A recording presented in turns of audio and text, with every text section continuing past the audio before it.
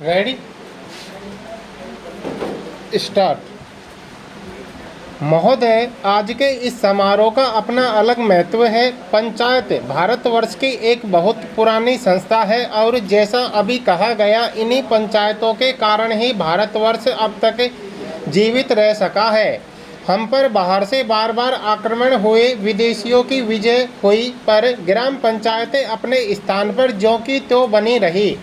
अंग्रेजी शासन के विस्तार के फलस्वरूप अन्य संस्थाओं के बिखर जाने के साथ साथ ये पंचायतें भी नष्ट हो गईं। जिस समय हम लोग ब्रिटिश सरकार से भारत के लिए स्वराज्य प्राप्त करने के प्रयत्न में लगे हुए थे, उस समय गांव-गांव में जो कांग्रेस कमेटियां स्थापित हुई, वे एक प्रकार से पंचायतें ही तो थी, पर उस समय हमारे हाथों में अधिकार नहीं था और जो पंचायतें स्थापित हुई वे जनता की इच्छा से ही स्थापित हुई।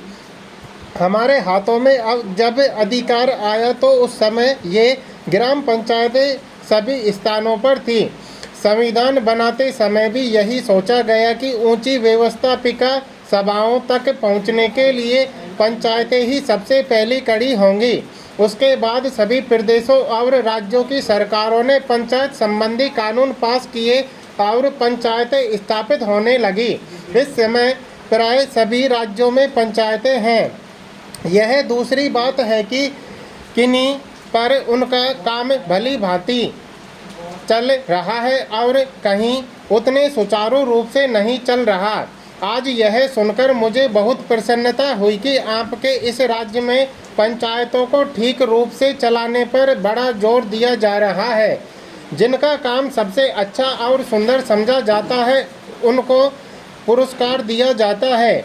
इसलिए मैंने आपकी ओर से आज 2-4 पंचायतों के मुखिया लोगों को अनुदान दिया।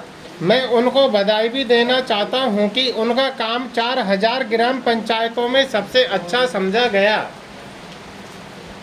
हमें यह स्मरण रखना चाहिए कि पहले की हमारी पंचायतें क्यों मिट गई। हमारे देश में पंचायतें परंपरा से चली आ रही थी। अंग्रेजों ने भी मुक्त कंठ से इस बात को स्वीकार किया कि भारत का प्रत्येक गांव गणराज्य था, पर एक समय आया जब गांव स्वतंत्र गणराज्य न रहे और देश परतंत्र हो गया। इसका कारण हमें कमजोरियों का आना था। हमें उन कमजोरियों से अभी भी बचते रहना चाहिए, जिससे फिर से वह दिन न देखना पड़े। वह कमजोरी थी उन पंचायतों का संकीर्ण दृष्टिकोण।